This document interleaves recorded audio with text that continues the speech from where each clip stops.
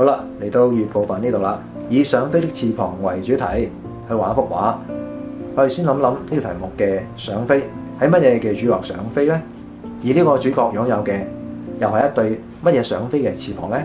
唔同主角嘅特性就會有唔同嘅翅膀，又或者係唔同主角嘅性格就想有一對乜嘢樣嘅翅膀。一個嚮往探索世界嘅男孩，佢想擁有嘅翅膀，自不然係一對可以飛去世界各地嘅翅膀啦。好啦，喺呢個題目裏面，我哋要諗一諗乜嘢人或者咩角色想飛，而佢哋用咩嘢翅膀嚟飛呢？例如，如果呢個角色係天使嘅話，咁佢嘅翅膀就係一對天使嘅翼啦。例如，佢係一個魔鬼，但係佢又想用天使翼想飛喎，咁樣會唔會又好特別呢？一個人想飛，飛去邊度？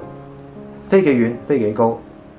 就會有唔同嘅翅膀，又或者係想有唔同嘅翅膀。另外仲有嘅係唔同人、唔同處境，佢哋飛嘅目的同埋飛嘅理由都唔同。有個成語係插翼難飛，會唔會呢個成語俾到我哋一個提示，就係因為某種環境之下，我哋插翼都難飛啦？又或者會唔會係某種情況之下，我用某種翅膀我就飛得起呢？仲有嘅就係我哋喺畫面上高一定要表達到想飛呢個感覺。如果你畫咗一個已經飛起咗個翅膀嘅話，咁就隨時有機會係唔對題嘅咯噃。要記住，想飛並不等於係飛起咗，又或者係佢已經飛起咗，但係受某個限制之下飛唔得遠，飛唔得高。